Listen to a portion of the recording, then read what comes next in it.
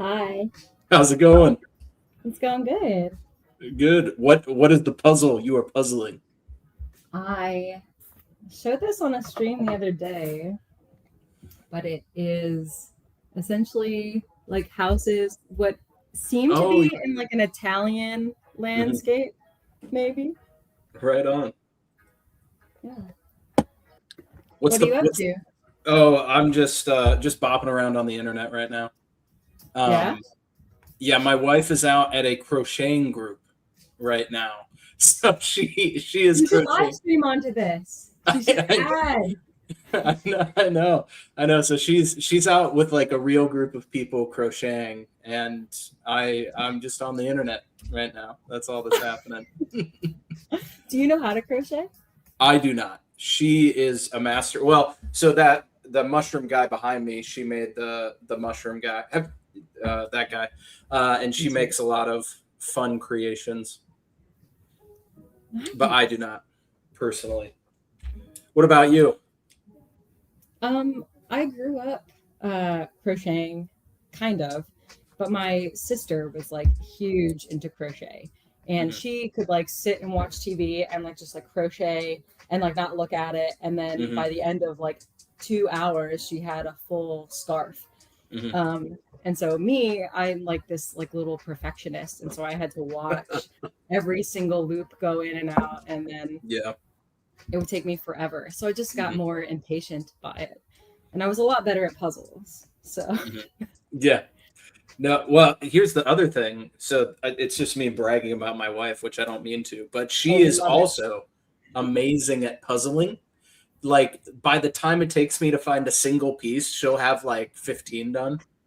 And she just has this lock that she'll just lock in on a puzzle. And because every year we would go on a like a family like a big family vacation with my extended family, and they would always get a puzzle, and it ended Mm, up with just Caitlin completing the puzzle through like in 2 days, and then they would have to get another puzzle to complete. love it. Love it. Hmm. I'm going to go put headphones on because I think if I put get Brett in here, it's going to echo. So Oh, okay. Right on. 1 second.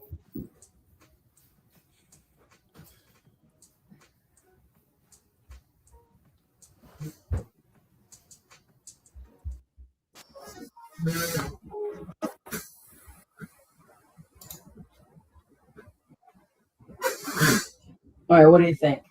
Can you hear it? Is it echoing? Yeah. Smart, smart girl. Probably. Hmm. Very smart. She can't hear me. Can you hear? Can you hear me? No, she has. There you go. I Now can you hear can you hear now. us. Okay. Yeah. I Awesome. was connected to my phone. So, Mhm. Yeah, when I jump out, you can go. You can go headless. oh no, it's fine. I'm on my way into the pro service downtown Fort Pierce here in a little bit. The So what? it's a public reading of scripture service. They call it Psalm Uh, service. Yeah, right on. yeah. We started it in this little part of this like small restaurant. We pretty much take it over, but it's like downtown in this. It's like an old downtown type vibe.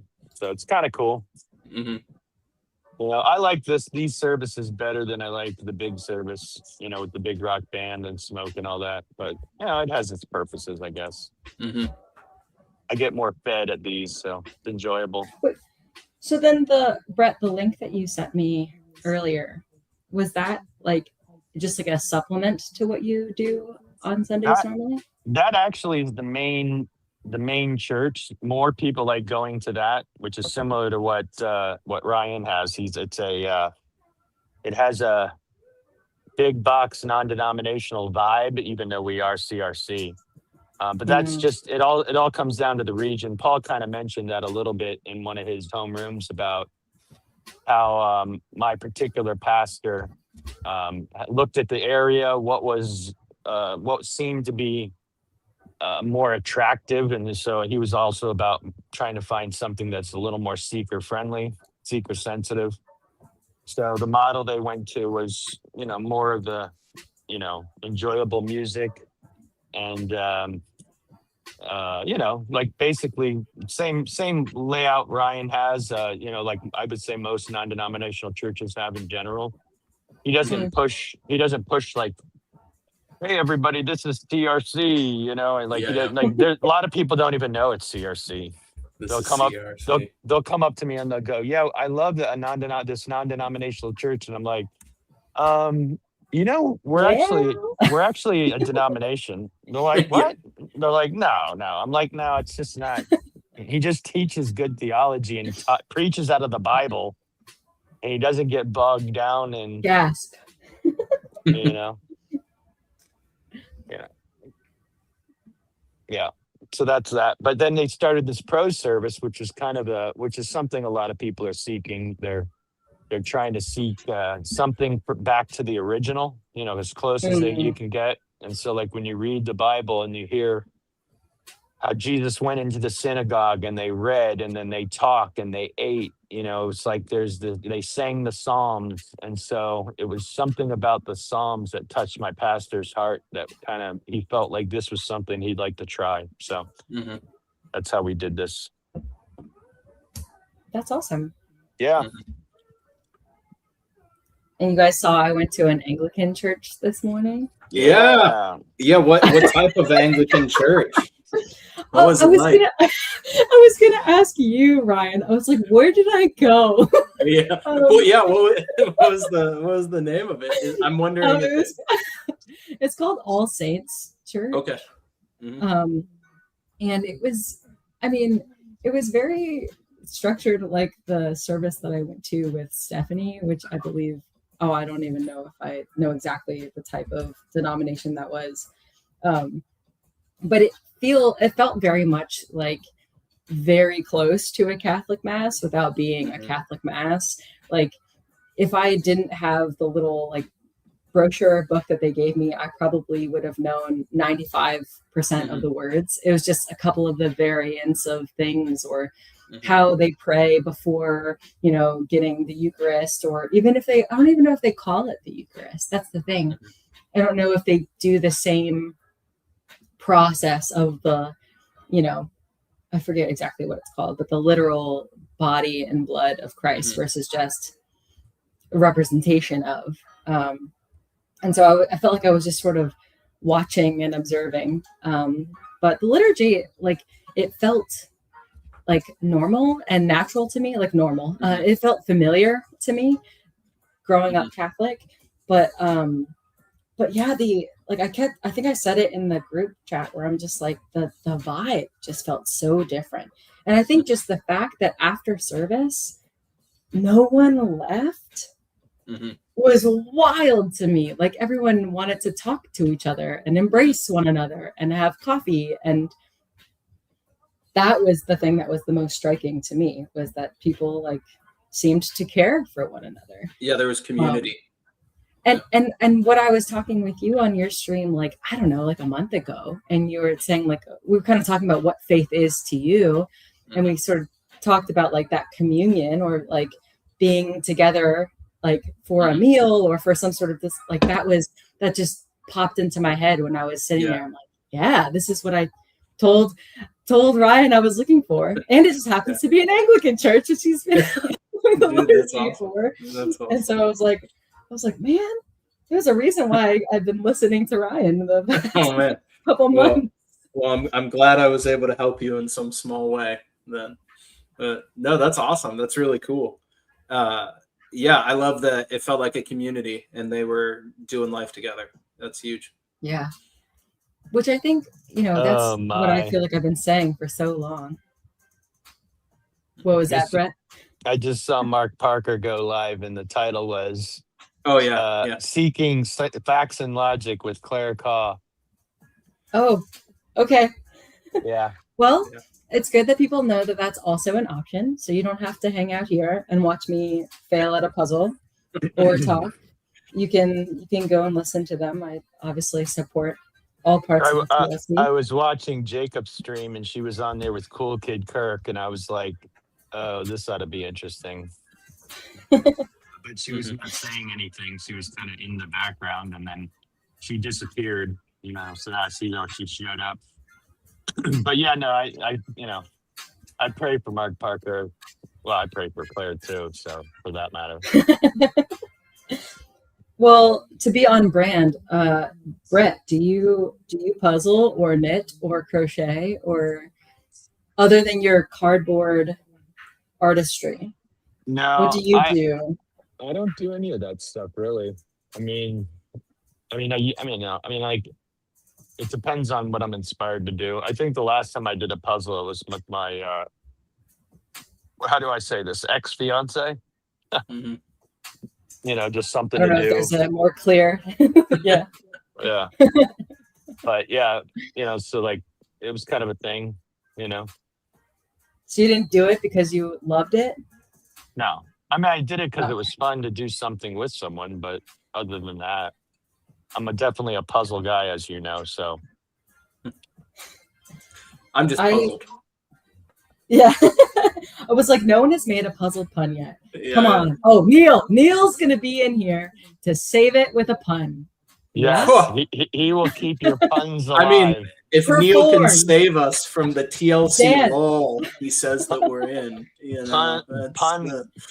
Pun or not. Hey, we had to move to the evening to get him part of the stream. That's fine. I know. Well, he says we're in a lull, and then the next day they do a 7.5-hour stream. Maybe he meant LOL, like everyone, like lol, like that's what he meant. Yeah. You're just laughing all the time.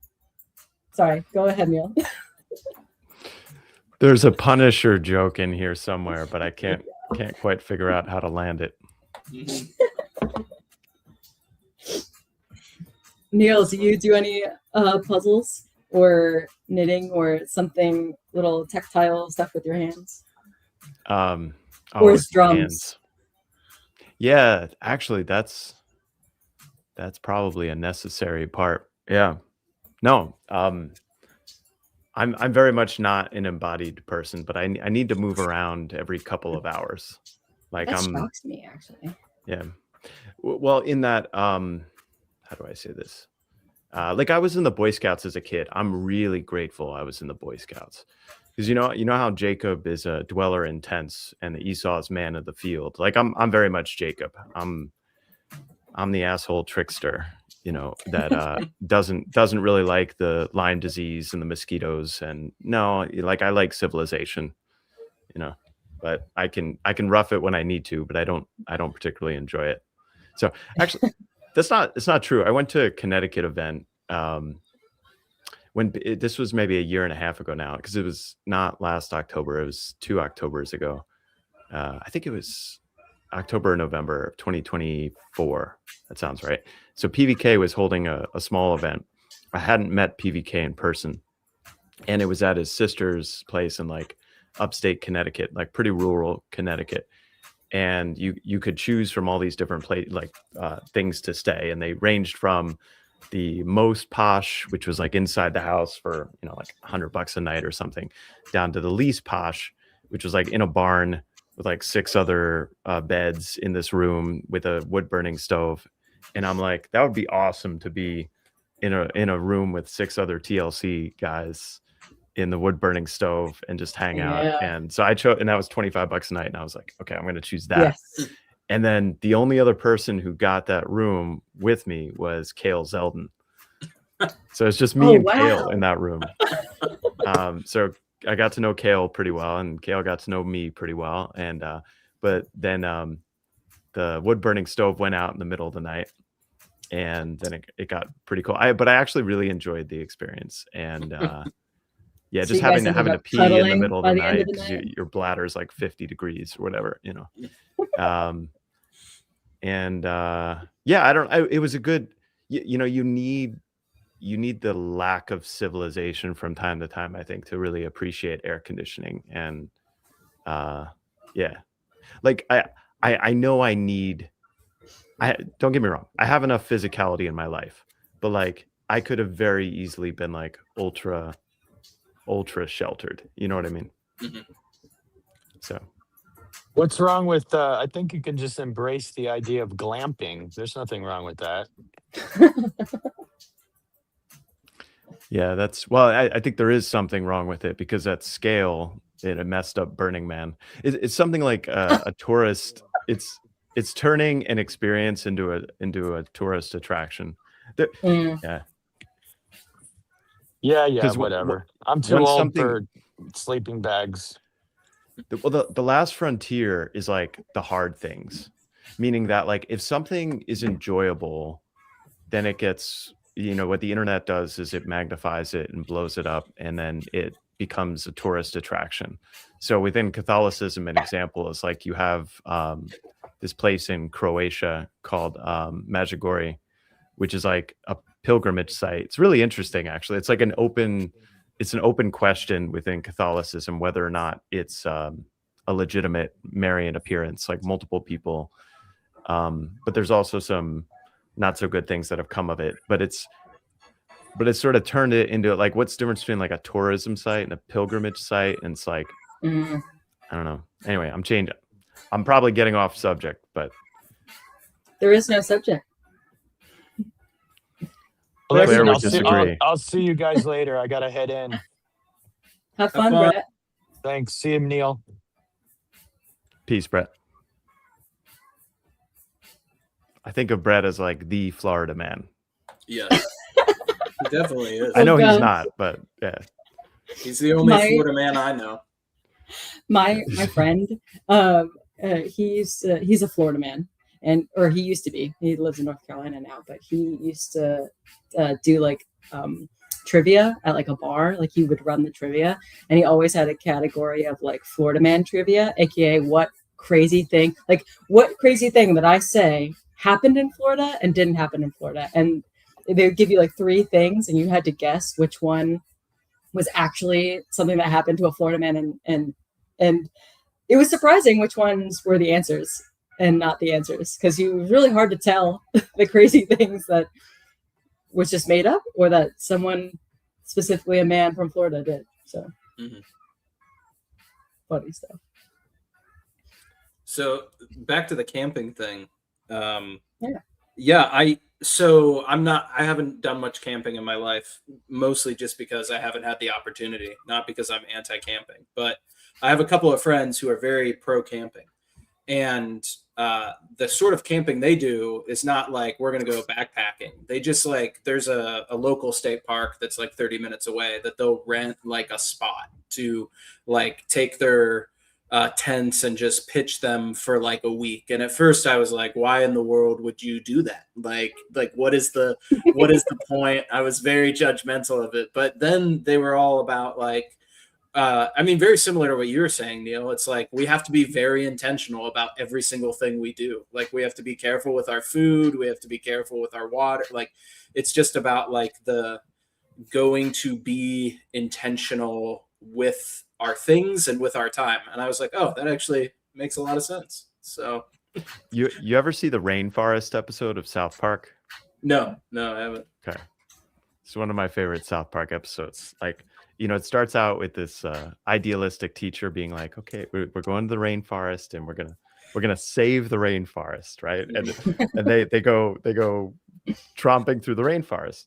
And then by the end of the episode, the teacher is dropping F-bomb after F-bomb. It's like, fuck the rainforest. This place sucks.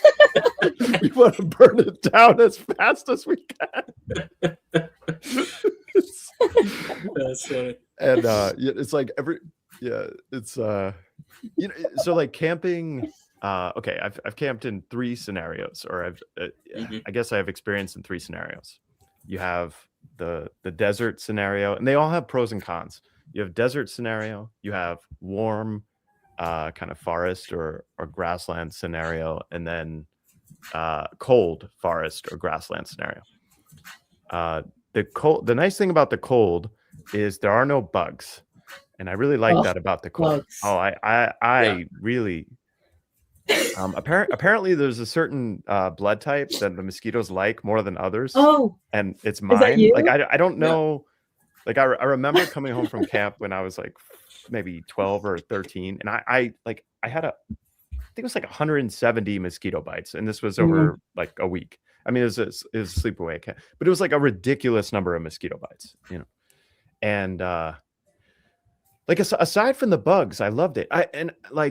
okay, I've had twice in my life, I've had experiences with ticks, and thankfully Mm. not, Mhm. it's not the ones with Lyme disease are wood ticks, right? I get deer ticks or are the deer I ticks or think it's the wood? deer ticks. Okay, Oh, deer wait, tick. no, the Okay, deer so I ticks had is the what is it? The red meat disease or whatever, like where you can't eat red meat.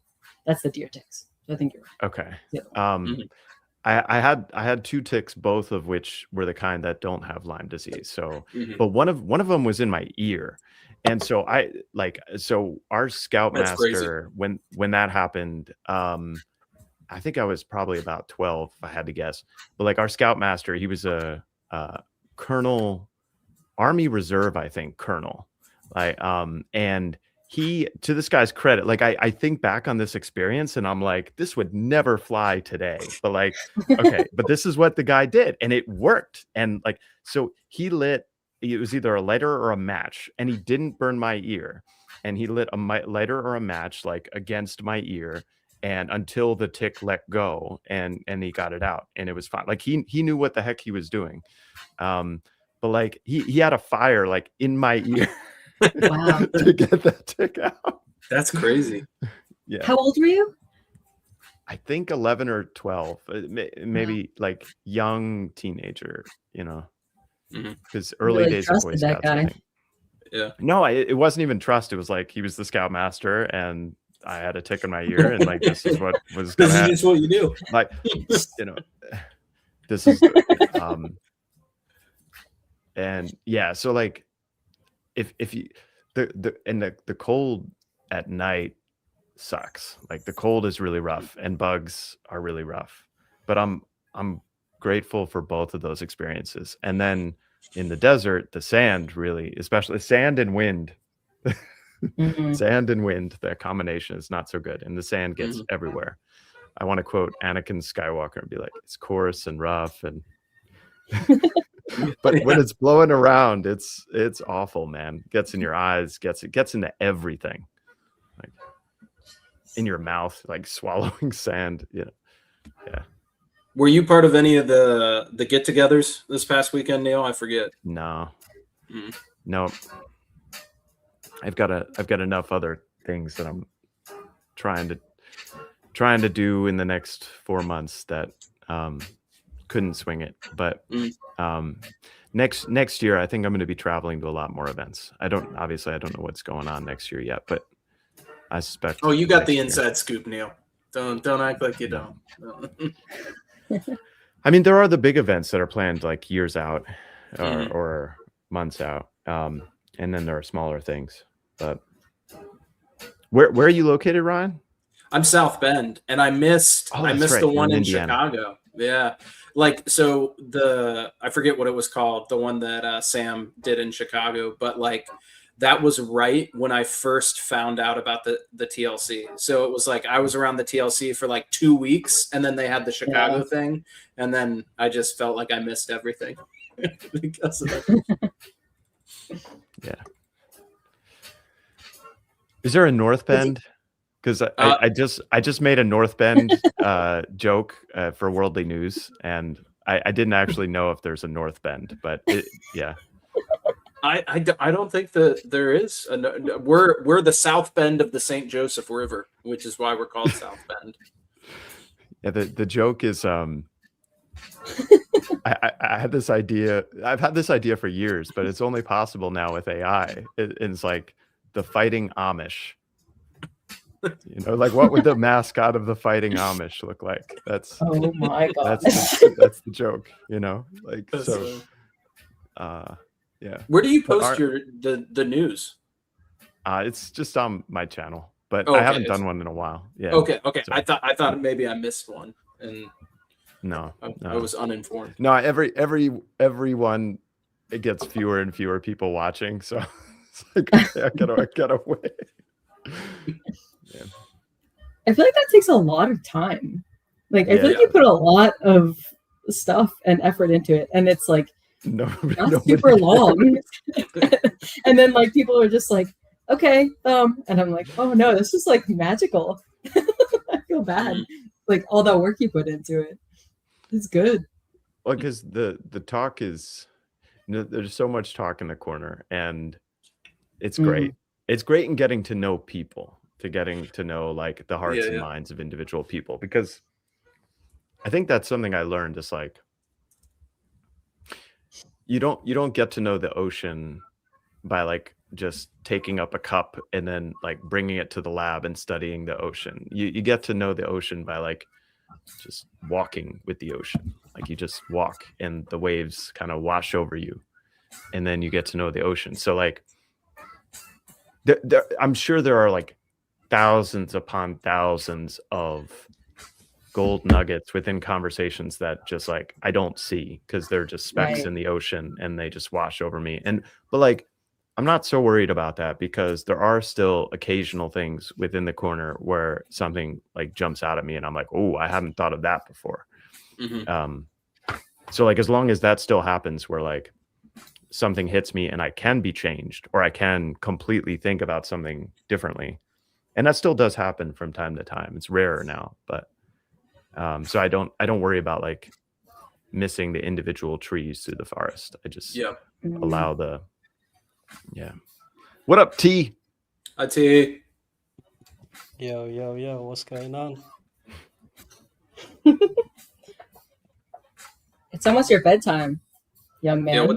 What time is it? Young man. You have work in the morning, young man.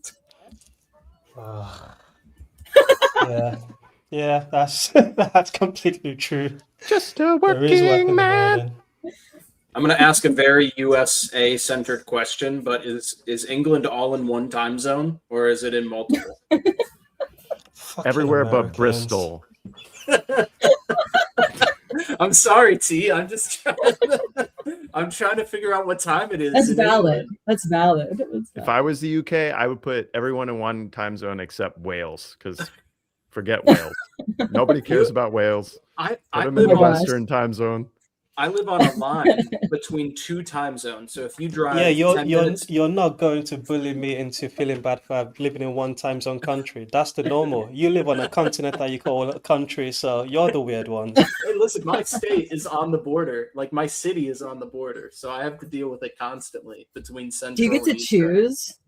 No, Ryan? no. But Oh. so next to us, New Carlisle. If you live in New Carlisle, they're literally half the town is on one side, half the town is on the other. So they have to choose. Like That's retarded. Like so, like if you're like, oh, you were late to work today, it's like, well, actually, I'm on Yeah. this time zone today. Yeah, well, I had to figure out how to turn off the automatically switch time zones on my phone because it just gets too confused and it'll just confuse the time zones all the time. So I Like just stay driving. just driving. So I have to stay locked on Eastern, otherwise it messes everything up. That's awesome. Mhm. I'm sorry, T. I didn't mean to offend you personally.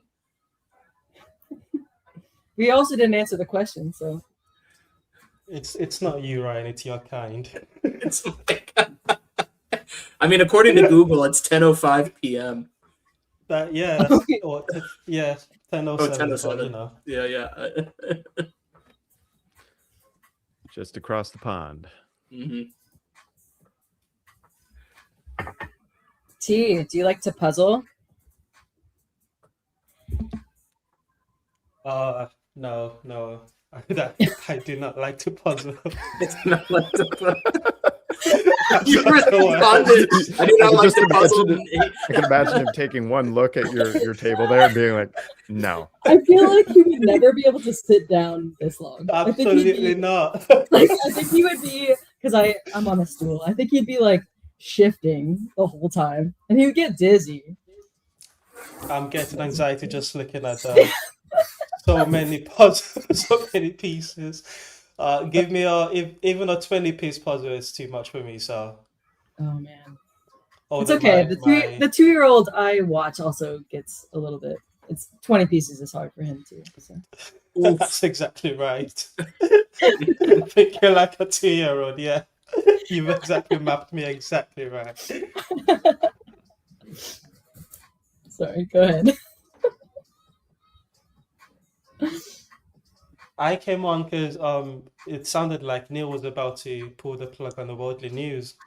And although I am definitely part of the problem because I don't think I've seen any Worldly News past episode like 2, I would like it to continue.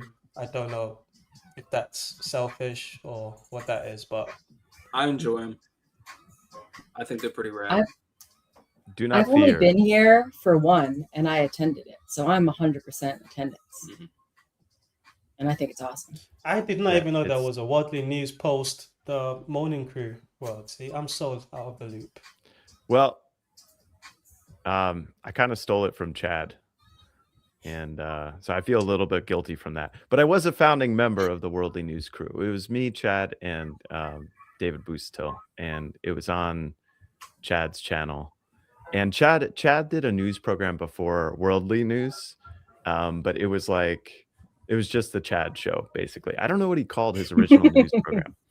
But Chad used to make, I really miss this actually. Like, he used to make these like 5-minute, 10-minute amalgamations of like random influences that were all tied to a common idea, like the cosmological burrito or Egon epistemology. It's like Chad would combine these things that like the normal person would find no relation to each other, and I would love it. Like it's like a 3-headed hydra with chimera properties. And chimera, is it chimera or chimera? I don't know. Anyway, manticore. That's a Yeah, I mean, it is like it's interesting because I never got to see any of the Chad's news, and then I never got to see Sartori do any of his silly, funny stuff. Like by the time I got to the corner, he's just all like straight laced videos all the time. So I feel like I missed all the LOLs. Yeah, that was like the kayfabe stuff, Yeah. right? Okay, yeah, because I feel like I slightly remember that like a year ago when I was like first watching, and I was like, who is this guy? And then watching him now, I'm like, wow, you have full 180. But I had very limited like views of him before, but now I'm like, wow, yeah, very straight laced, to the point stuff. Yeah, he grows on you. Like the more you get to know Sartori, He grows on you. Yeah, he does, man. I like him. I haven't read his 6,000 page book. Hilarious. Like Yeah, fair enough. Okay, so, like how do I? So I gotta go to a text from Mark S. Wait, bragging, you've got And- internet friends. Wow. You know, Who so else Mark doesn't S- have his number? Mark S complimented me, and he's like, good old social manipulation, which isn't wrong in and of itself. And I said, I am a good social manipulator. Thank you for giving credit where credit is due. And Sartori is not a social manipulator. Sartori is like straight autistic. shooter. He's diagnosed straight as shooter. autistic. I got a bob. See you Bye, guys. Ryan. Bye. Got a bob. I love that. Yeah, there's all this it's all this history in the corner, all this weird stuff, you know. That's I feel like it's gotten a little bit less weird. And I think the weird, you know, Ezra's been a nice new weird into the corner, because Ezra, yeah, I want to get to know Ezra better, actually, because I was listening to a bunch of his music, and like he never talks about it, but he has a channel. It looks like the last thing he published on that channel is about 6 years ago. But it's a lot of songs, and the lyrics are potent. I'll just put it that way. Like he was. I wonder if he wrote go about ahead. his like enlightenment journey. Like I wonder if that was like during that same time, because I know he talked recently about his I don't know, psychotherapy using certain types of like substances and certain types of interactive experience. And so I wonder during that time, like I have to imagine he was creating a lot, because I think he even talked about being more or less in isolation during that time too. So I'm sure there was some need for something to come out of him somehow. So I wonder if that was part of it. I didn't know that he had another channel. That's awesome. Yeah. Yeah, it's the mystery of people combined with, I don't know, a intimation of virtue, goodness, whatever that combination is. Yeah. There's also a redemption arc of a lot of people in this space. Mm. I don't know. There are some people in this space where like because you can't, eventually you really get to know people. Like at some, even Grim Grizz. Like I feel like I'm at the point with Grim Grizz that like I'm genuinely feel like I'm getting to know him. You know, as inexplicable as certain people are. When is that point? When was what, that point for Grim Grizz? Maybe the second time meeting him in person. Yeah. And has that been the case for other people that you've gotten to know better? Has it been in meeting them in person that you got to know them better? I haven't felt like getting to know someone in person has. I'm trying to think if there's anyone where I've gotten to know the person in person and it's completely changed or dramatically altered my perception of them. Actually, I would say meeting Michael Sartori in person was really good in that, like, he's because, okay, so like on Sartori's channel, for instance, like he's always talking because it's his channel, but like in person, he's very shy, like he's very quiet. And that was different. And I was talking like in person, like I was just arguing with someone else the entire estuary. Anyway, I'm way too talkative. Can I guess? Mark Parker? Were you arguing with Mark Parker or Rod? No, it's Rod Hare. Yeah. Yeah.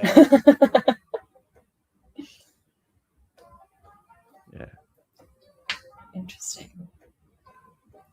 Have you guys felt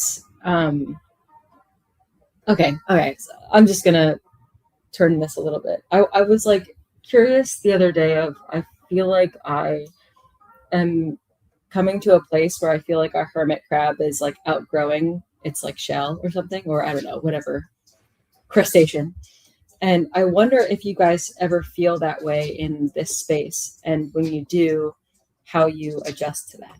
Like if you feel like you've outgrown the way you're interacting with this space, the things you're talking about, how you're talking about them, who you're talking with, like, you know what I mean? Like, have you ever come to that point? And then when you do, like, how do you stay connected without, I don't know, staying in your like little undersized coating? Well, the question is really what keeps a person in this space, or not in this space. And it's okay to move in and out and tone in and tone up and tone down, so to speak. And I think most people treat this space as like a binary, like I'm either in or I'm out. And I think of it more like the ocean.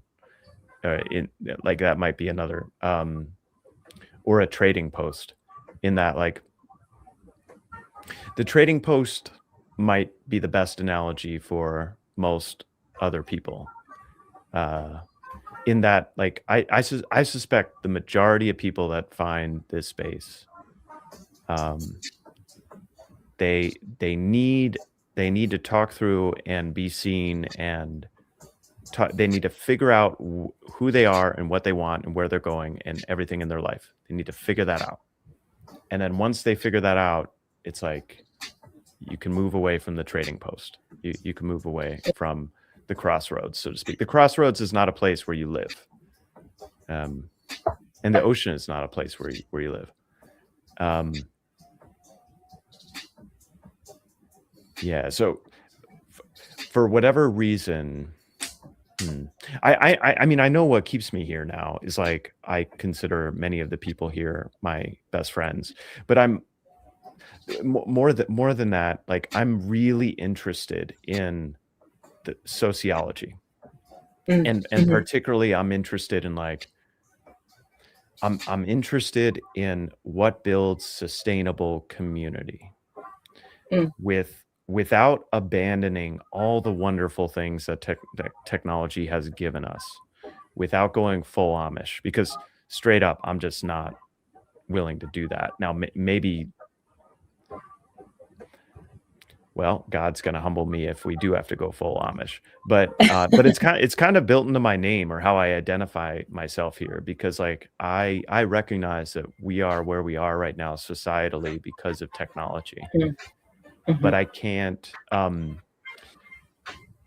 don't believe that God would have given us the ability to do and communicate, to do the things we can do with technology and communicate in the ways that we can communicate now. I don't believe God would have given us that ability if it wasn't possible to properly steward or properly manage. Meaning I cannot, I refuse to throw the baby out with the bathwater in that question. So like so for me, the question is like how to build sustainable community. And I know deeply that like the majority of communities fail. Like all of the communes, this isn't actually true, but like 99% of the communes that came out of the 60s of like these idyllic utopian communities failed. And they failed because of the fallenness of individual people. And they failed because it's really difficult to live with people, really difficult.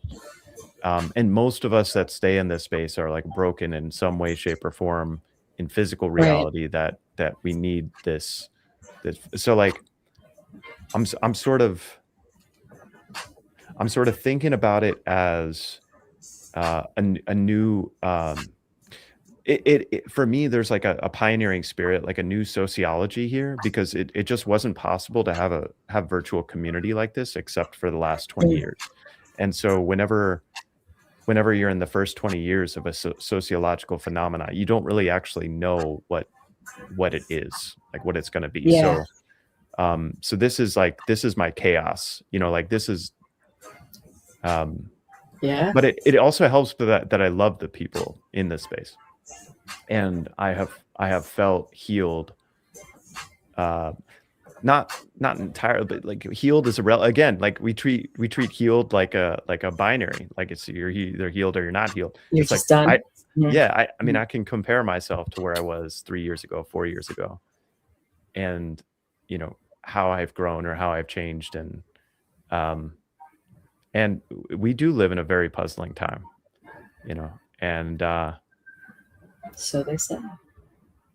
Yeah, I took your what you named this at face value. Like I genuinely think we're living in one of the strangest times in human history. It's like I know human history quite well, and I think we are living in one of the strangest times in human history. It's compared to other times where something is changing or in decline or whatever, but it's different right now. It's different in that,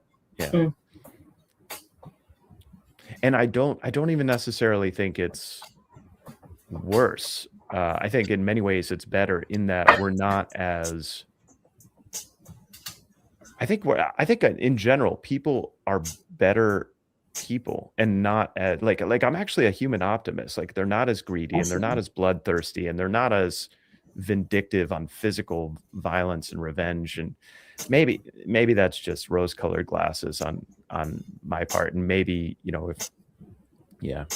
I don't mean this to become a doomer stream, because I don't actually think we're heading toward doom. I just think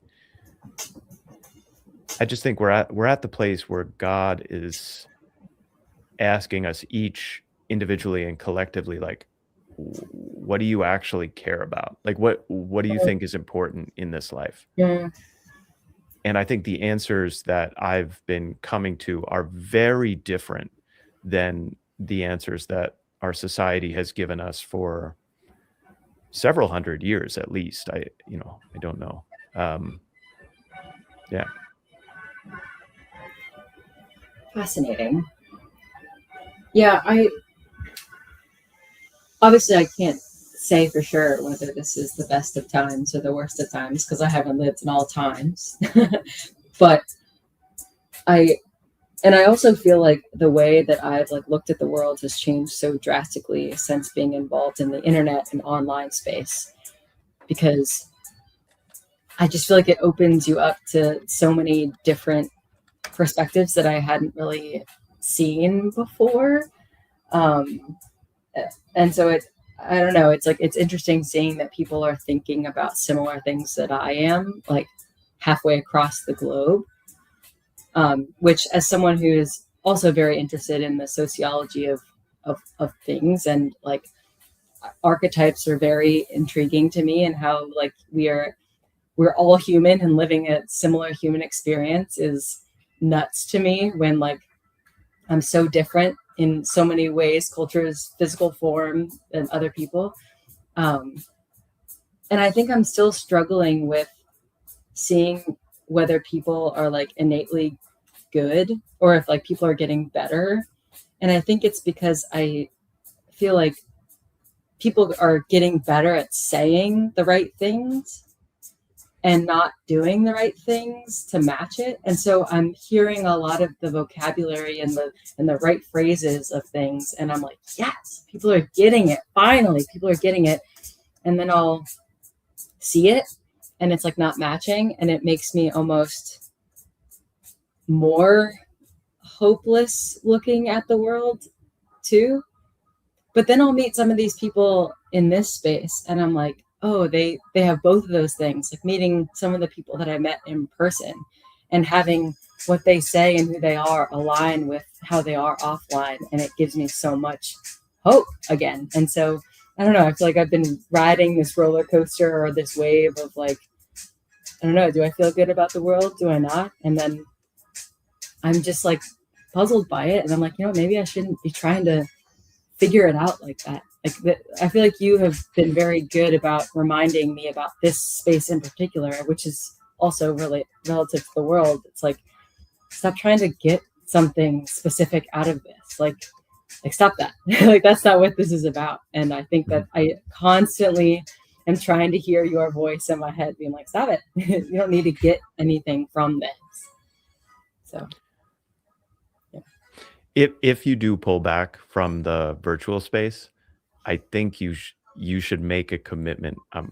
I guess I'm asking you humbly to make a commitment to attend a medium to large in-person event, so that you can see the in-person dynamics, because that changes it for a lot of people. I think I didn't know how real TLC was as a space until I think Midwestuary.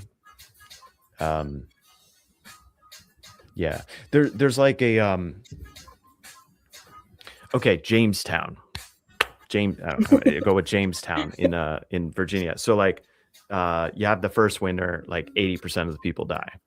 Then you get the second winter, or there's a ship that comes in and you get supplies and you get new people in the second winter, and 80% of the people die. And then you have the third winter and 80% of the people die. And it's like, so the, Jamestown was settled. TLC was settled in 2017 or yeah. And then I think we're probably still in like the first winter. So what I'm saying is like right now, like post, it's been like we've had certain waves where it's gotten bigger again, but like basically since I've come in, it's only gotten less.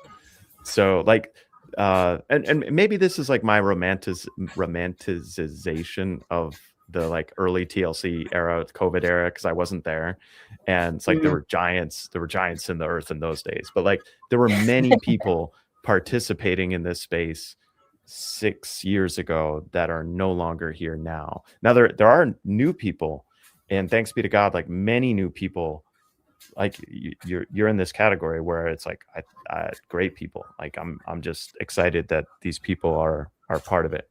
And but like in general, I would say more have left than have stayed. So it's kind of a Jamestown where like the colony's dwindling, it's dwindling, it's dwindling. And it's like, what are we preserving? And then at some point I realized, and this was, I think, at Midwestuary, so about a year ago, I realized that like, oh, there's a group of us that are small enough, or it's a small enough group, but we just genuinely like each other and care about each other. And that even within that small group, that core nucleus, you could say, that the care ebbs and flows. And so like I'm in one Signal chat where it's like right now it's kind of ebbing, but it's still going, but it's ebbing a little bit, but but I know it's going to flow again. I have a sense that kind of, and this, another thing is that like the summer is always, this is good to know, that the summer is always slow. Like, and this is the internet generally speaking, because people are doing stuff outside. They got other plans. Like it's always kind of slow. But also it does feel like the whole world is somewhat holding its breath for whatever the next thing is. And I don't really like that, that attitude. And then I think it was Scott who talked about spiritual prepping, like being a spiritual prepper. I think Scott mentioned that. I really like that phrase. I like that that too. Stuck with me. It's like, what can we be doing now during kind of the quiet time, the fallow time, and I don't know what or how to build, but I know people I like and I trust, and I can focus on that. Like I can focus on the people I like and I trust, and will inevitably, like, some of those things fray, and yes, but I don't know. So I have a feeling we might look back on this time and be like, man, that was a really good time where things were simple. We didn't have obligations. Like we didn't have all this responsibility.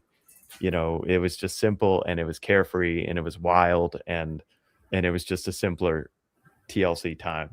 I have a feeling we might look back on that like 20 years from now.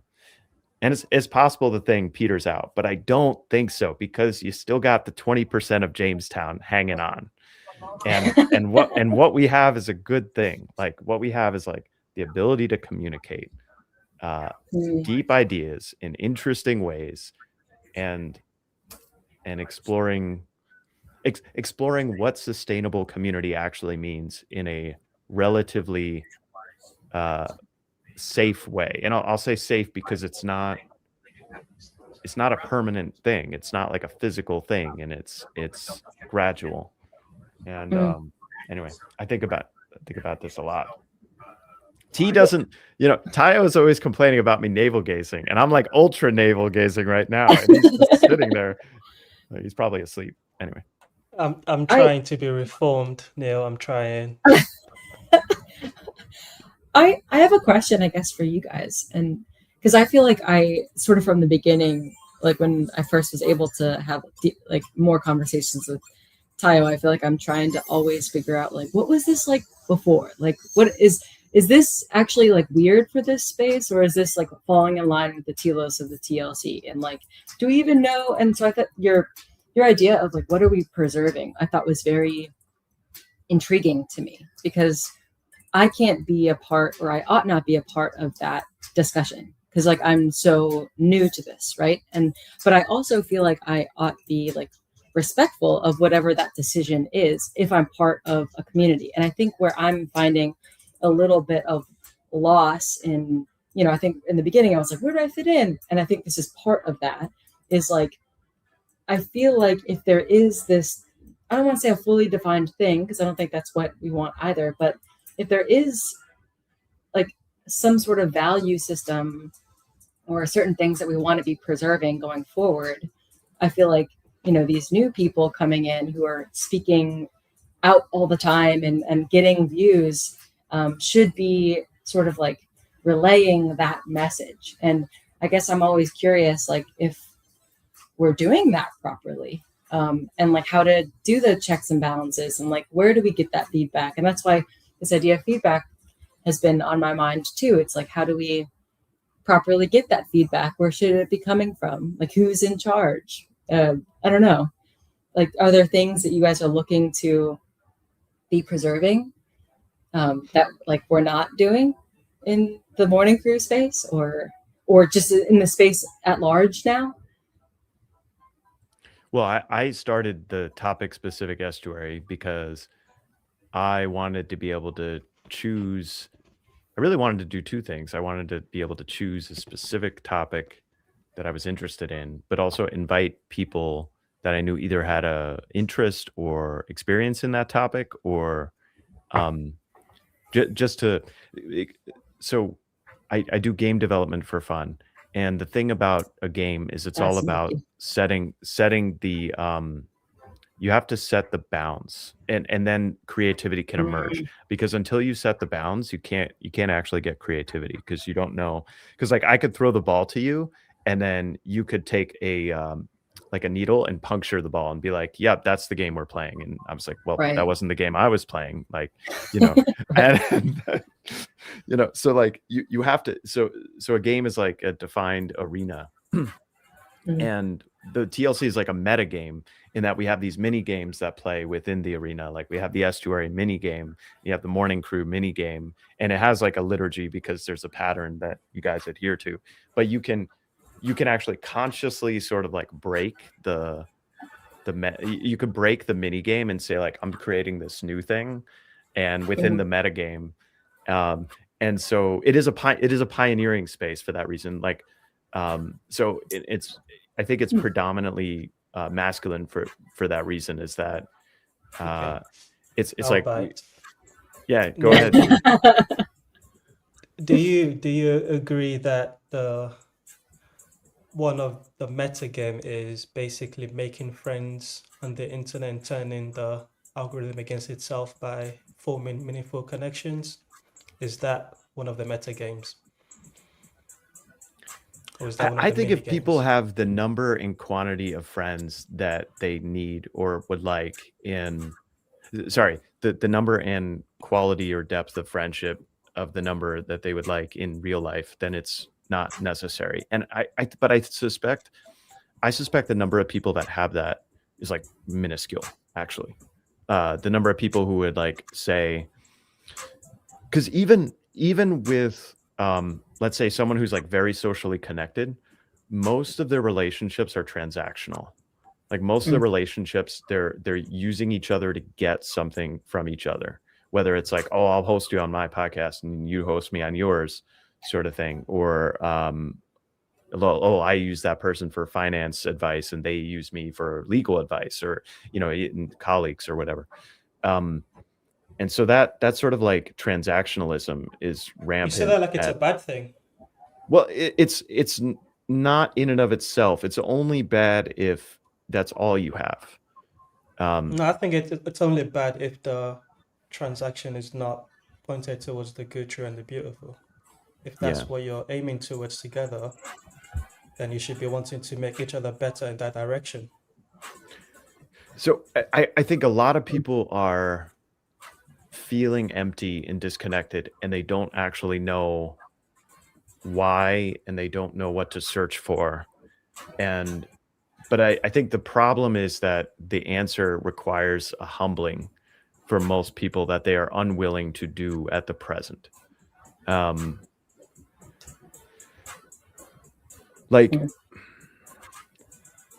do I mean by a humbling? Like something like changing your goals, or reducing your I don't know. This is so hard because I don't know. Like people are deeply unhappy, you know, today. Like I know how deeply unhappy people are, and I know like the problem is like I know a number of things that made me deeply unhappy, and I know that many of those are things that are making many other people deeply unhappy. But the problem is I don't know how to get them from where I was to where I am, and the reason I don't know that is because it's not up to me. It's up to the Holy Spirit. Yeah, but you do know what it's like to be deeply in that state, and you don't, it would be unloving to not want to help them out of that state. Not that it would be Absolutely. easy to. So there is that, again, back to feedback. Necessarily, if you want to maintain a relationship, there has to be a feedback back and forth. And I think that can come across as transactional, and there are different layers at which it is just purely transactional. If it's just like a job, for example, that's not vocationally tied to your being, that can feel transactional.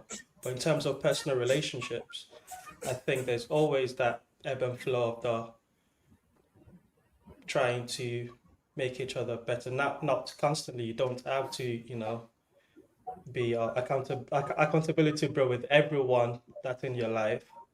But I think even the ones that you're not, there's an expectation that you owe them to, and you want to make sure that at least you're living up to or exceeding that expectation.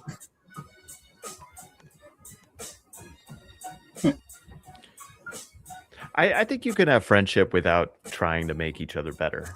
Meaning, like, I think the trying to make each other better is a byproduct of a good friendship, and it's not really the goal. Like, the goal is just like to properly love the other person. Like, that's really the goal. But the thing is, like, a friendship can only be made if the underlying topology is there to, like, how do I say this? Like, it has to be someone that you genuinely enjoy loving in so much. Because when I was saying about like serving the church, sorry if I'm talking so much. No, it's good. More. Mas.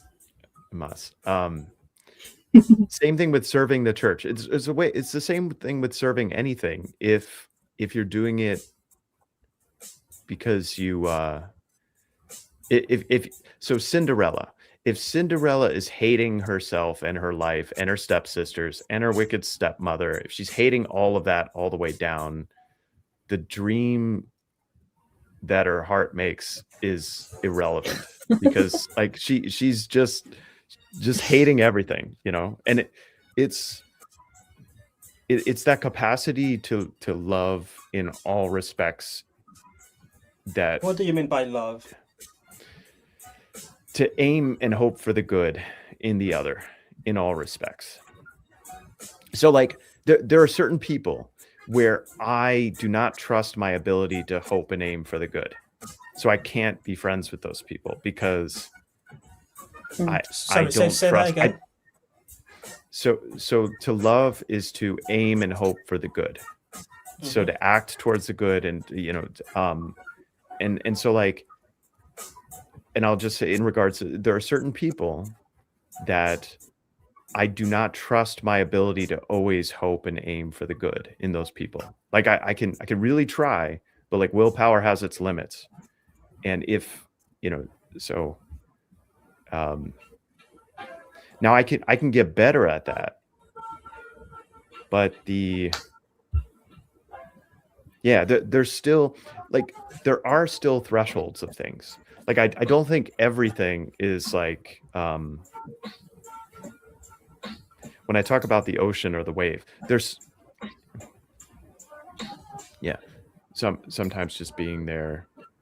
Sorry, I was reading Alice. Sometimes just being with someone who makes you feel seen can make you better just by being there. Place or arena, it's about presence, not just action alone. Yeah.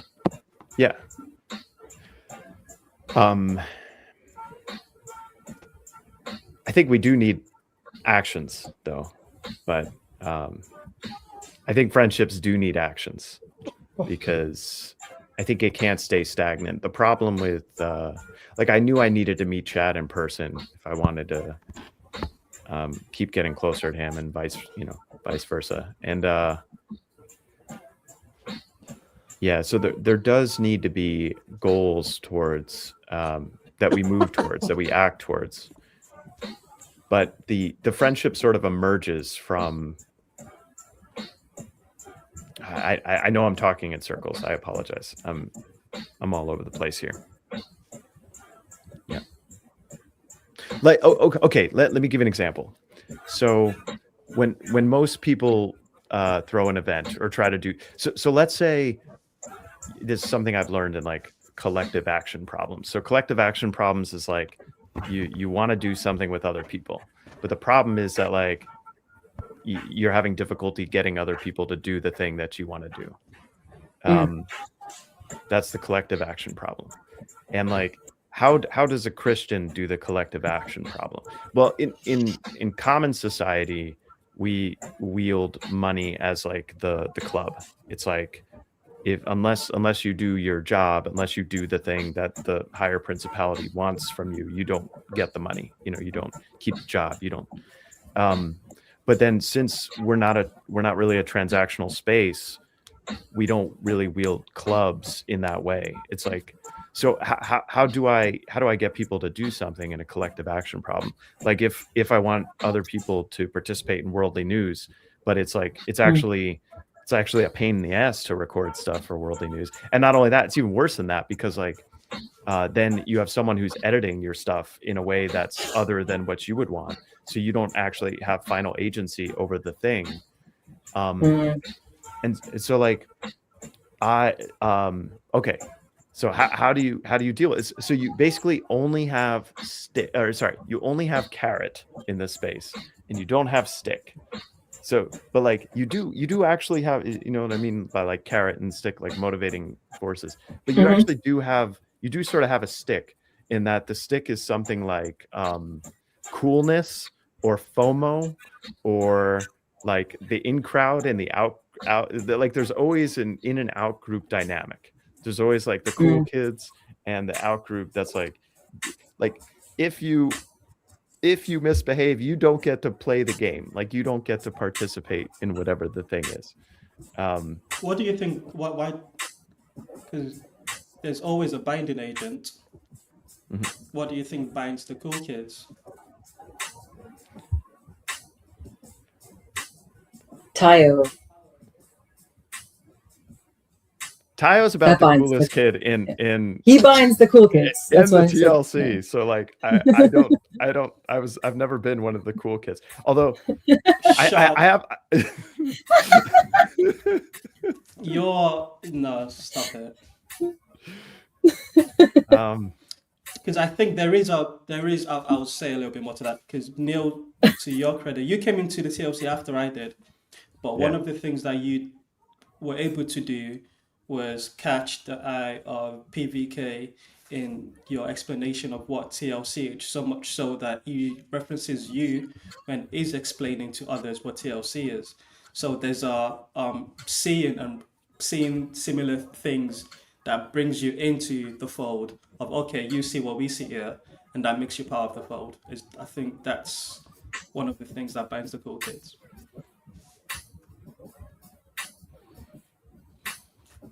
Yeah.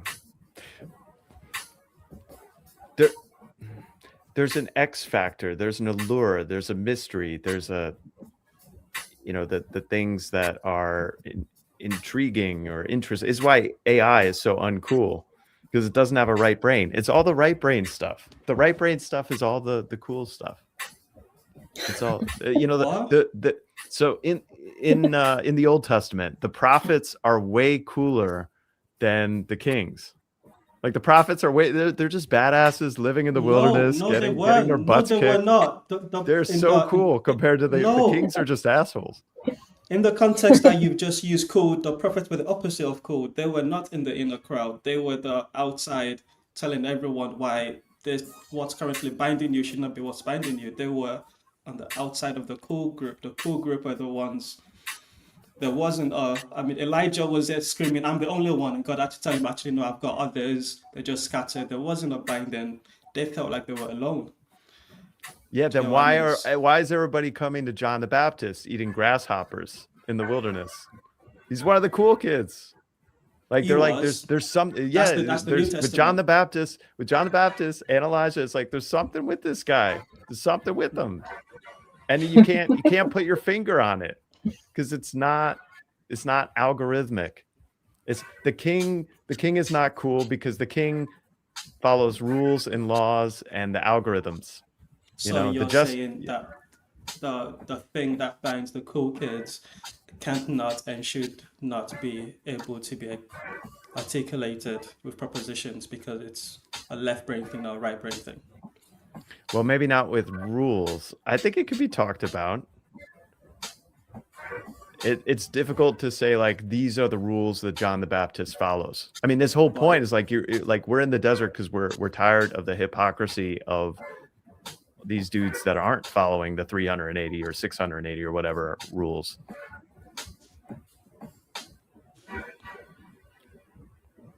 This is why the rebel. So like I think the rebel motif is like so much deeper than just like the 60s or 70s. Like there's something real about the tragic hero or the Are you saying that the rebel motif is a Christian motif? Yeah. Go on, make the case. I like it. Jesus does not play the games that everyone else is playing. He's playing a different game. He's not playing the political game. He's just not focused on driving the Romans out of Judea. He's just not. And the different game is like, how do we live and work and play and do things together in a way that's always true across all time, no matter what. Yeah. That's the sociological question. Now you could say Jesus was only an individualist. I don't think so. No. That's not. I disagree because I think Jesus was definitely not a rebel. Like he was pointing out that everyone else was in a rebellion to God's rules and God's order. That was the message. The kingdom of God is at hand. There's a kingdom that you guys are rebelling against by participating in this other kingdom.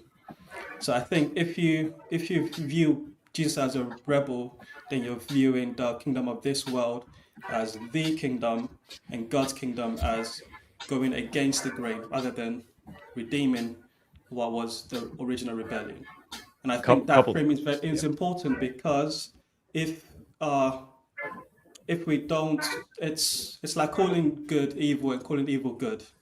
If we say that Jesus was a rebel, because then he's not a rebel because he is the original. He is the truth, the way, and the life. So really, the hierarchies of the world are the rebellion against him. You could say, but what I'm saying is that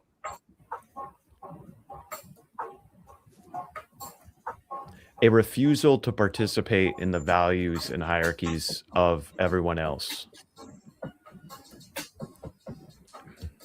The rest of the world would consider that a rebellion. Yeah.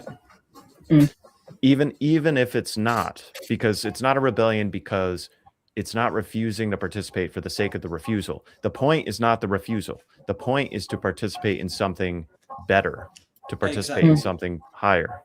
And I think that's a better frame and a more inviting frame, because if the stance is a rebellion one, then you're just against the status quo. Yeah. But if you're presenting a different way, then it's like, okay, it's not rebellion for rebellion's sake. It's actually a realignment or repentance, to use Christian's word. He's not political because the answers aren't in politics. Like it's not a stance against politics. It's just that's the wrong game. It's not the correct game. Yes. I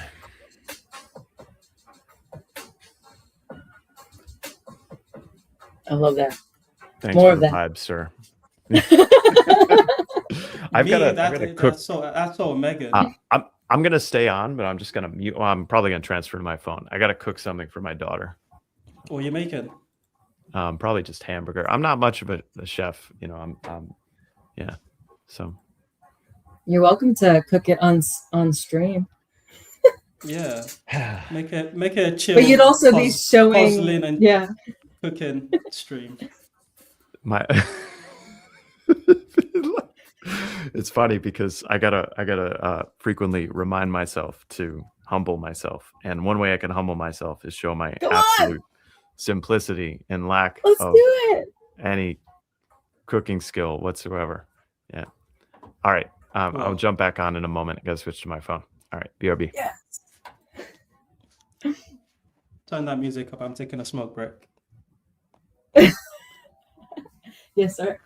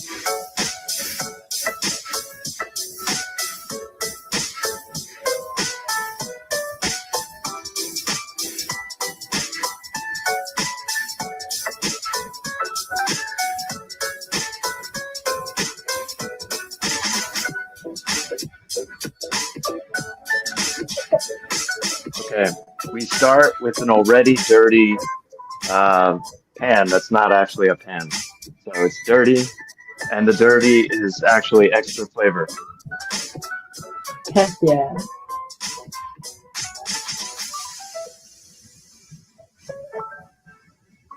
Oh, I love the zoom out of the camera. It's good. It's doing that automatically? That's not good. Oh, yeah. Yeah, we got to add some paper towel flavor to the pan. That's the second step.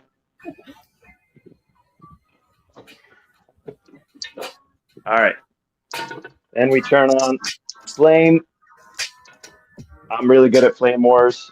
So, all right. So there's a fire. The fire is burning. There's a fire on the dance floor. Then we go to our freezer and we get out some frozen hamburger from Walmart because I'm a classy lad. And then we take off the twist tie. We have some avocado oil. Look how spoiled I am. I have avocado. I'm an advocate for avocado oil. And it doesn't, there's way less smoke than coconut oil, like way less smoke. So, and somebody told me once that avocado oil is better for you than olive oil, and we'll see if I die young, but we'll find out. If you do, just blame it on the avocado oil, nothing else. Yeah. Well, I've got a better advocate. It'll be all right. All right. So then you take the avocado oil and you do this around the pan, and then after it warms up slightly, you don't even season your hamburgers at all whatsoever. You just take them right out of the bag. You do make sure to take the paper off these things. Like sometimes the paper's very sticky on there, especially if it's been in the freezer for like 3 years, then it's like very sticky. So you got to make sure that the paper comes off properly. And then you drop it in and you put the flame on about 3 or 4, like a medium. And then you got to turn down the flame once it starts sizzling. So, and then the problem is like the pan is actually too small for 3 hamburgers. So, but I really want to put 3 in there, so I have to like geometrically kind of fit them without fitting them, you know. So I just wait until they're soft enough to like soggy, kind of congeal in the pan. You know, slow and steady wins the race. Somebody taught me that. So that's how we do it here in America. I'm Louisiana man. This is Light FM 101.5. Thanks for hanging out with Megan and company this afternoon. You're in good company when you're cooking with Carl. My name's not Carl. I don't know who Carl is, but we'll find out. Keep asking. Neil, have you done improv before? No. Oh man, the world is Thought about missing it. out. I think I'd be. I'm not that funny. It's like 1 out of 3 jokes lands with me. You just seem like a yes and man. Yeah. If it makes me laugh, it can't be half bad. So. And now it's beginning to sizzle.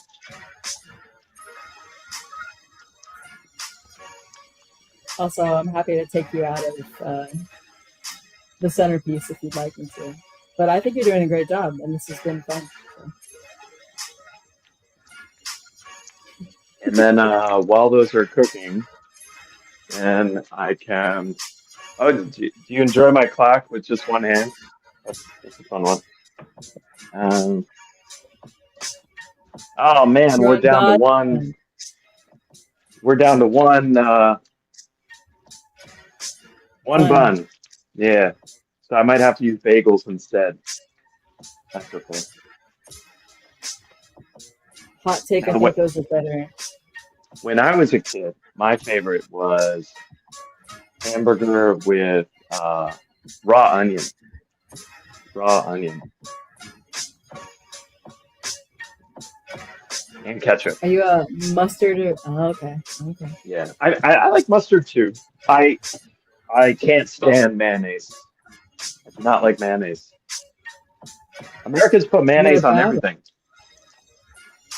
Is it the taste? Is it the texture? I think just the taste. Yeah, I don't know.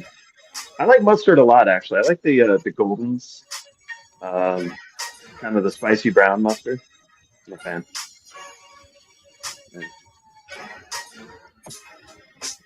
You know, something I realized about Chad. I realized this about Chad like a year or more after knowing him.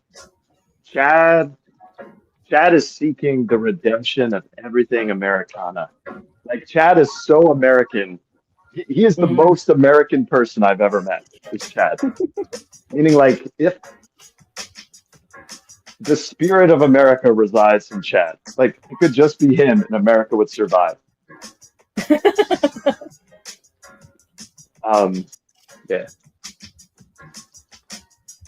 Like there was this one live stream where he like kicked me off the live stream because I was really obnoxious. That like I showed something that we were showing each other things, and then I showed him something, and he's like, "Is that in America?" And I'm like, "No." He's like, "What?" Anyway, did Tyler? Yeah, Tyler left. Yeah. Late. I guess you didn't want to hang out. Yeah. Well, I'm gonna go once these are finished cooking. But. Well, I'm proud of you for stepping out of your comfort zone. Thank you. What I'll say, Megan, is yeah, try not to do 0 3 to 360. You know, try to like if you're try to like take your foot off the gas of TLC versus like put it in park. You know what I mean? Like just meaning that like most people like it's very common that people have their highs and they just leave and because like it's so exciting to meet people, Mhm. and it's hard to like and so many of us are like really intense people, myself included, so it's like we go all in on something and then we sort of burn out, and then it's like what next, and yeah, and it's okay that it's like really intense and then not really intense. It's okay. So I appreciate that. I think, I mean, I definitely have noticed this about my personality of like I go all in at something when I finally decide I'm going to, and then it like it changes necessarily after you've participated in it. Like the more you know somebody, the more you see the pitfalls of somebody, right? You see the cracks in people, and I think yeah, that's kind of with my perceptiveness or whatever. like I feel like I often can like see that, and I don't necessarily see myself like backing away from this space. It's just I feel like I'm finally I don't know, mature enough to realize that like it does morph and it does change, and I have to constantly sort of renegotiate what I am to this space or how I can benefit the space or be benefited by this space. And it just feels like I'm finally being called to be responsible for those changes. Like because I've valued this space so much, like I want to be a responsible participant in it, which means I have to think of how I ebb and flow in this space. And so it's like it's not like a bad thing. It's just I feel like I haven't taken responsibility like that with the aspects of my life before. And so I think it's a good thing. I think I'm just not used to being responsible in that way, I guess. If that makes any sense. yeah, yeah. Kind of a necessary gauntlet to run through. Yeah. And I think it's beautiful, like the amount of like connections that this Yeah, place gives. Because I think what I was particularly seeking was this idea of community and like sort of like feeling like what does community even feel like and look like. And I know I'm doing it in like an online space, and so I think in the beginning I was like, well, I'm just gonna get a fake simulation of what it's supposed to be, and I think I'm realizing that that's not quite what it is on here. um, but just the abilities to connect to people that I would have never had an opportunity to is nuts. Like after your estuary, I'm like so happy that I decided to do that, because talking to new people and getting connected to these new people and people who seem to have a deeper interest in what I'm interested in this online space was like really huge. And now I have some opportunities to talk with these people and people like those people. And I I don't know, it's like I might be finding my people by doing that, yeah, it's, and so like that's been really cool to see. Like you do want to take those opportunities when you can. So everyone go to Neil's next estuary if you want to be a part of it. The topic and is dreams. yeah. Well, okay. So Chad will say, if you want to do something in this space, just do it, and he's right. But the problem is that people get discouraged because they don't know, how to get the communal buy-in, and so like, I learned this secret in work maybe about 10 or 12 years ago now. It's a while ago now, but okay. So so let's say you have a big meeting and you need to get approval from a whole bunch of people in that meeting. So Mm, so let's say there's like 8 people in that meeting. So what you do is you go to one person first and you say like, hey, we got this meeting coming up. It's really like, this is why it's important to me. Like, it's important to me that you are there at that meeting, that you support it. What do we need to do to, so like, by the time you get everything together for the thing, that you have already individually made each participant feel included and necessary and part of it, and like mhm. so by the time it all comes together, like nothing's a surprise. And so like that's where the individual relationships are so good, because then it's like, hey, I want this person's help, or can, yeah, and then you can just ask that person for that assistance and then do it. Like so yeah, so like I'm thinking about this strategy right now because I definitely want to throw like a mini estuary event in New Orleans, probably like maybe quarter 2 next year. Like I don't want to do it when it's like really, really hot. Yeah. But not but I also want to take like a little bit of a breather in the early part of next year. Mm. Um, so I'm strategizing regarding how I do that. Because I don't want to be 50 people, but I also want some people. So Mm. anyway, Hmm. um, and but those sorts of things can happen online too. That's how all the TLC activities began. It's like Chad said for Worldly News, it's like, hey, we should do a news program. Yeah.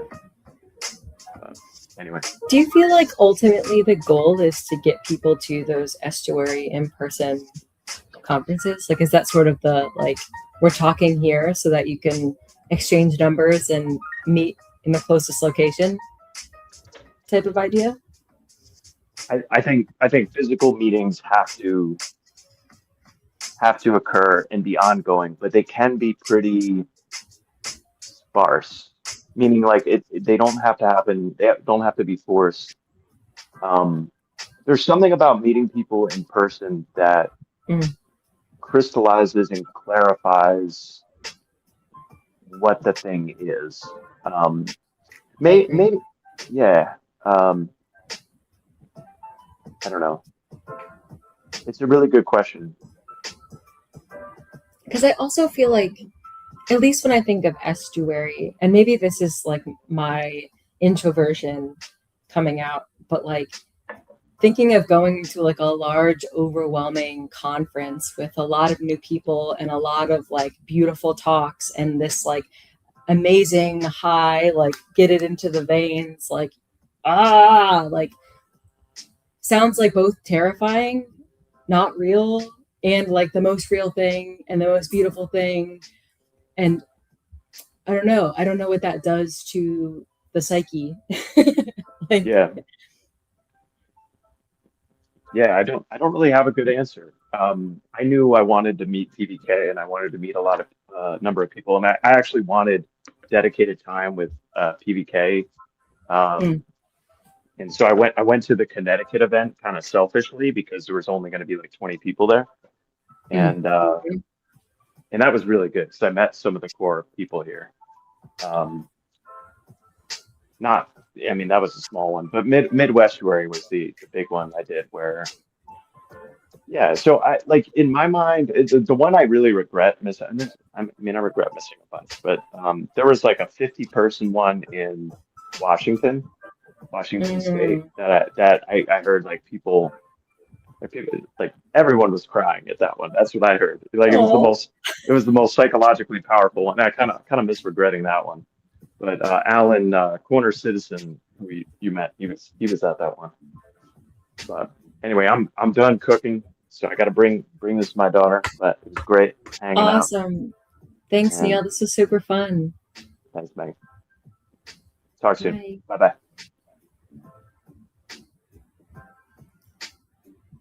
All right, everybody. I'm probably going to be on for another 20 or so minutes. If people want to chat, please come on. And if not, I'll just be playing music and puzzling it up.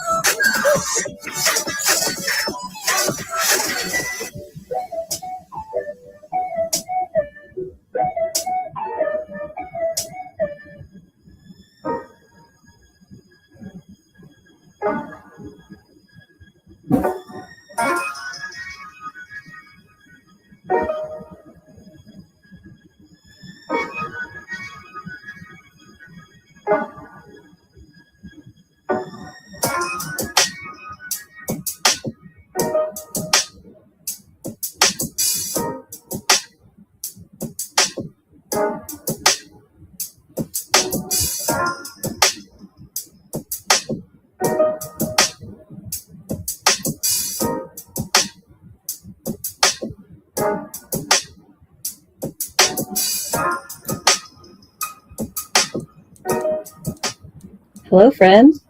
What up? What is up? I'm dying to hear about how yesterday went. Oh, great. What's that music that you're jamming out to? It's a playlist that is not copyrighted, so I can play it on. That's why I played Mad Gleams too the other day, but also because I like to listen to Mad Gleams. Mm. If you're unaware of what Mad Gleams is, I don't know what to tell you. So tell me about the potato salad. Was it The potato salad was good. Yeah, it was good. either everybody's just being really kind or that it was really good. Maybe it's So, always just like sucked, you know, and you'll never know. You never know. And I've always just really loved sucky potato salad. Yeah, that might be the case. But then, somebody asked, well, did it taste how you expected it to? And I said, yes. Mm. So I guess that's all that matters.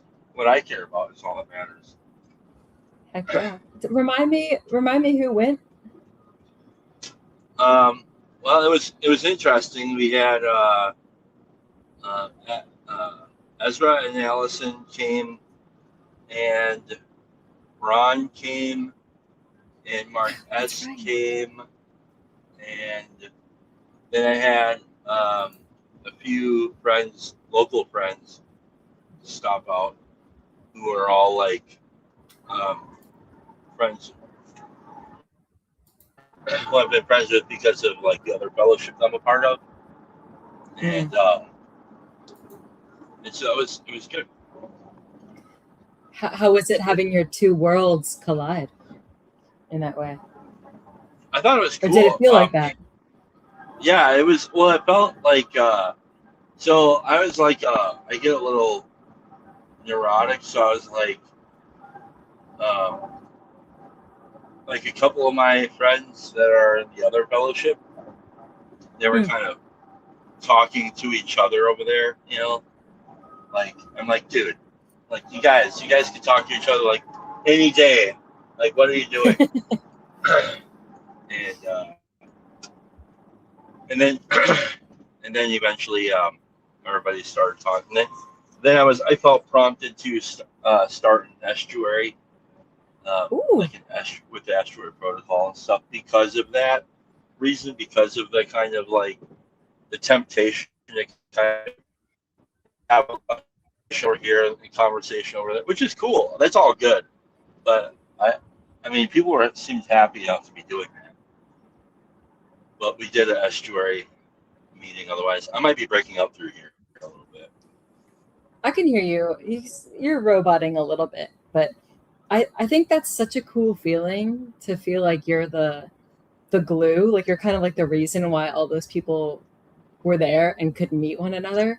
Like, I don't know. I find that to be a fun feeling because I feel like I'm always in between multiple groups, and having them come together is very interesting to watch, I've found. But it wouldn't have happened if it weren't for you. Like, you were like the reason. So Yeah, that's kind of cool. So anyways, the thing about it was that I thought was really interesting was like, even though like the two separate groups don't know each other, the one thing that was in common for sure was the friendship, for sure. But I also thought, oh, this is interesting. I can't remember what there was a little bit of a joke made, like a bantery, friendly banter joke made at my expense, which I was totally happy with. But it was true, and both parties laughed their ass off because it was true. And so I was like, oh, so they do see the same person. That's cool. Oh, that's great. That is great. So yeah, that was I'm so happy.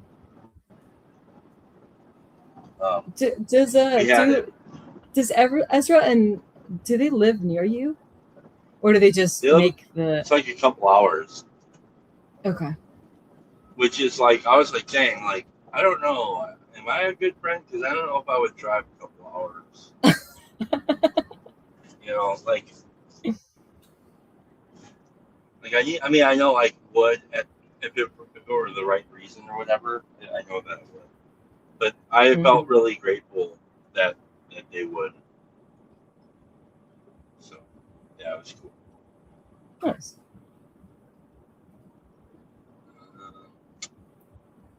Yeah. So what's happened over in your neck of the woods? In the old interwebs. Yeah. Neil was on here a little bit before with Tayo, and I was kind of talking to him about how, I'm still sort of figuring out how to like be in community and then be in proper like relation to that community as I'm growing or the community is growing. And so something that I feel like I'm struggling with is when something changes and I'm like a part of it, or something isn't changing as fast as I'm changing, how to like reconfigure my relationship with it. Like, at what point do you decide, oh, I'm like, I've outgrown the way I'm interacting with this space? And how do you like grow and like change while also staying connected with that community or group or idea? Does that make sense? Yeah, I think. Well, I think it's the idea around uh, friendship thing, like the spirit of friendship, like that kind of doesn't change. So if you have that as That's like the actual, if that's kind of the central thing or whatever, Mm. then you could change and the other people could change, or everything could stay the same. But it's like that sort of thing. Mm. Mm. Because I guess I feel like I'm such a like body of change. Like I feel like I'm always trying to change myself in some way. Like I'm always trying to like morph into a form that feels more like natural to me.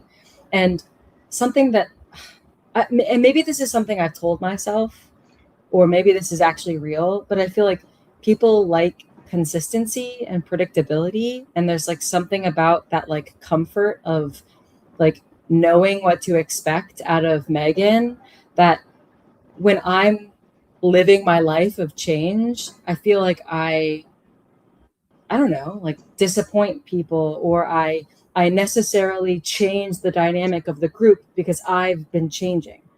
And so I almost feel this weird guilt of, if I'm going to be in relation with people and I'm changing and growing, that like I'm impacting then the relationship of the thing itself, the thing I was like involved in. And I don't know if that's because people don't want to be called to change and like take responsibility or something, but I don't know. I always feel like I feel bad for growing.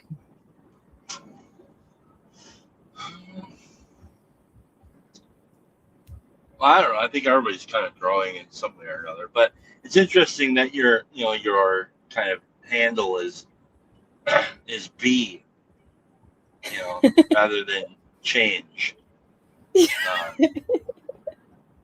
So I don't know.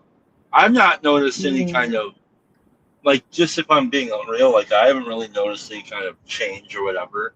But mostly because like I don't really spend time with you during the day and all day. You know what I mean? It's like there are things that's why I kind of like, I think I try to be as transparent as I can on here, because then if I am going through change, I think people kind of can see it. But I mean, in a lot of ways, I still have a lot of the same kind of.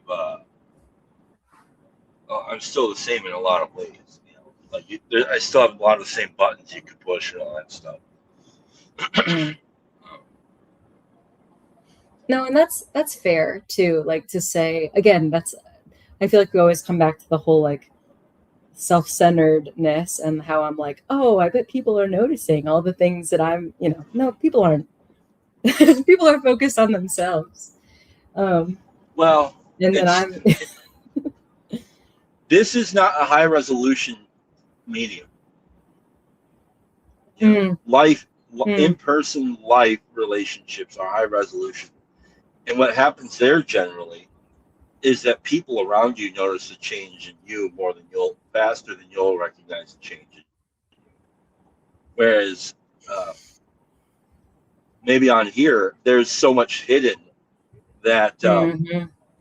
and then you have to kind of like you try to maintain relationships at the level of publicity, because that's kind of the way you have to work with. It's the way the medium works. You can't Right. you can't be like, oh, so Megan got a new perfume, like, because we don't know what you smell like. We don't Mm. know. We don't.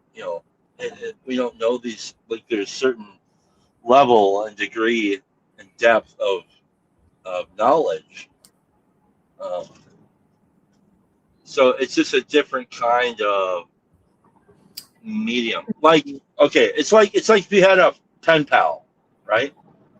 Okay. Your pen pal will notice the changes because you told them about the changes. That makes sense.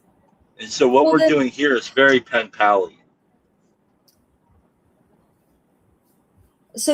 okay. So then, because I feel like as I get closer to people and as their, I don't know, as their world starts to matter to me, and therefore how I act in the world also involves like their world, and therefore like how I act matters more because I'm in that community. Do you feel like that's something that is faux represented in this space then? Like, should I not be thinking? I don't know how to ask this question. Like, should I not care as much? Like, should I not put as much weight on the care of the people in this community because of the medium that it's in? No, Does I that don't make think that's the sense? case. Yeah, I don't think that's the case. I think you're gonna care about people. That's a good thing. That's like a good principle to live by.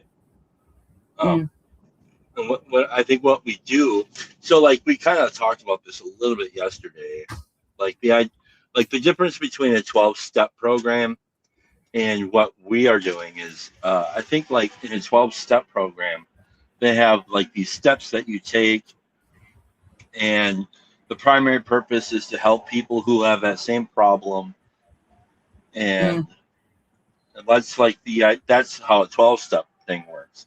But what we're doing is kind of um, modeling and trying to and engage with the spirit of friendship as much as possible, so that mm, we can actually kind of like, it's like a pilot light for friendship, right? Because then you could build friendships on here, and we could talk about things around here that we can't normally necessarily talk about in our on the ground context because of whatever reason that may be.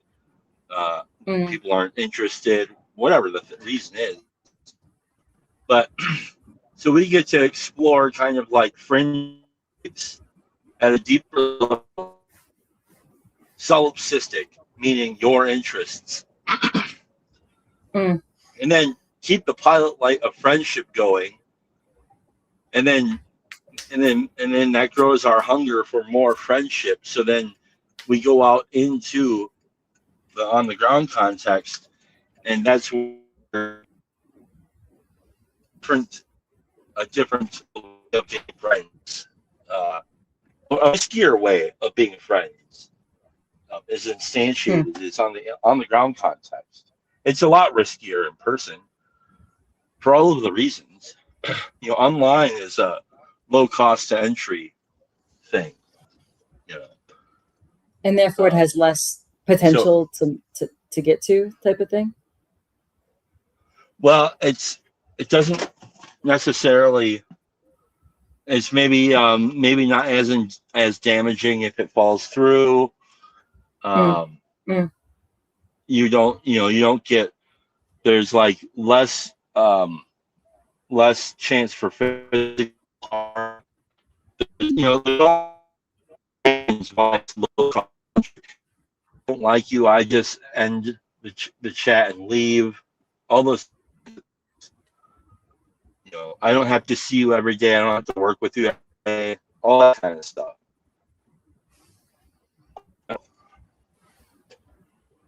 I think I'm dying here. a little bit robotic, but I think we got the gist of it.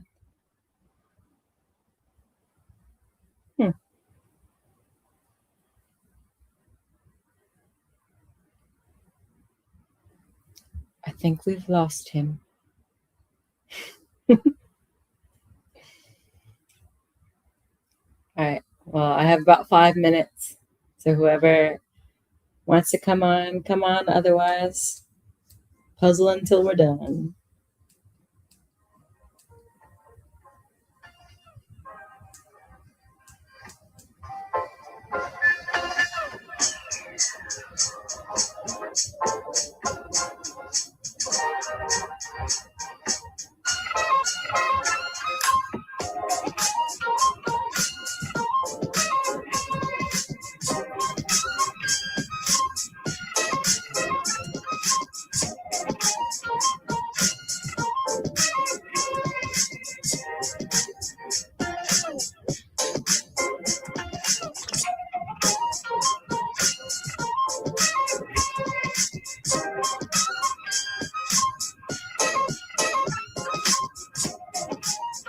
I appreciate you guys all hanging out with me. I feel like the last few days or weeks around the TLC space has been, I don't know, a little bit overwhelming for me. Like, I think I was missing, I wanted 2-a-days for Ezra chill streams. And because I was wanting that, I feel like I knew that I was a little bit overwhelmed. But I think in a good way. Like, I think overwhelm can be a good. It just needs to be put into its proper context and not stayed in for so long. And I figured since a lot of people are traveling for stuff, I could step in and be the chill space. And everyone who's come on has made it pretty awesome. So thanks.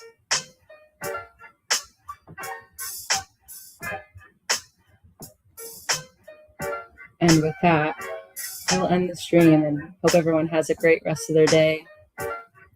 Morning, noon, or night. Thanks for puzzling with me. Bye, guys.